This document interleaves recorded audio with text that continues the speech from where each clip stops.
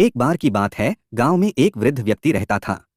उसके मन में हमेशा स्वर्ग और नरक के बारे में जानने के लिए इच्छा होती है। एक दिन वृद्ध व्यक्ति भगवान से मिलता है।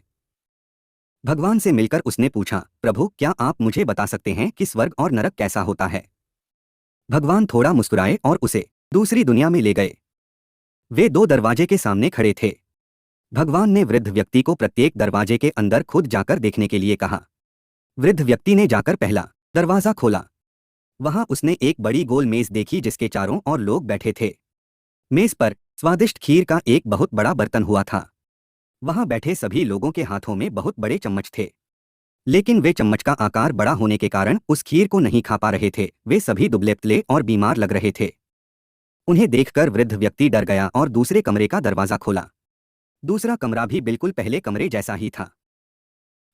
बड़ी गोल मेज और उसके बीच में एक स्वादिष्ट खीर का बर्तन रखा हुआ था। वहां बैठे सभी लोगों के हाथों में बड़े चम्मच थे।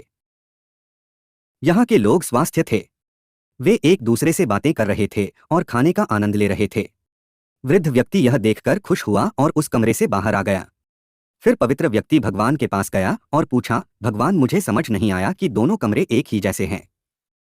फिर भी एक कमरे में इतने दुखी लोग हैं और दूसरे कमरे में इतने सुखी लोग हैं। भगवान ने उसे समझाया, आपने देखा कि बड़े चम्मच से दूसरे को खिलाया जा सकता है, लेकिन खुद से नहीं खाया जा सकता।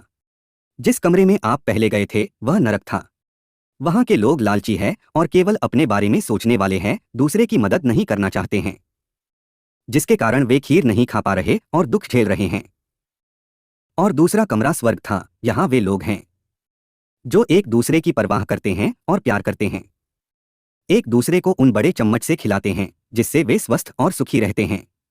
शिक्षा, एक दूसरे को सहयोग करके हम अपने जीवन को स्वर्ग बना सकते हैं और खुशी से जी सकते हैं।